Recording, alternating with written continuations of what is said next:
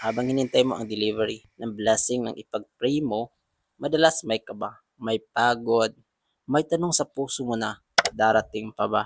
Pero pakinggan mo to, kaibigan, ang Diyos natin ay hindi late. Hindi siya nagkamali ng oras. Kung may diliman o may dahilan at palaging para sa ikabubuti mo. Minsan parang order lang yan. Na-confirm na, bayad na, pero hindi pa dumarating. Hindi ibig sabihin canceled, on the way lang. Ganyan ang pangako ng Diyos sa buhay mo. Sabi sa Habakkuk chapter 2 and verse 3, "For the vision awaits you its appointed time. It will certainly come and will not delay." Habang hinihintay ka, ang hinihingi ng Diyos ng hindi reklamo, kundi pagsamba sa gitna ng paghihintay. Purihin mo siya sa gitna ng kawalan ng sagot, sumasamba ka dahil ang worship hindi lang tugon kapag may natatanggap.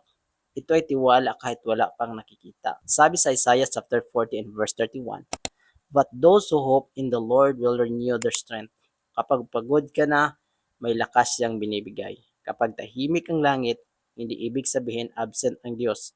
Kaibigan, ang delivery ng Diyos laging buo, laging tama, at laging sakto sa oras. Kaya habang naghihintay ka, itaas mo ang iyong mga kamay, iangat mo ang iyong tinig, at sabihin mo, "Lord, I trust you. Lord, I worship you. Lord, I will wait."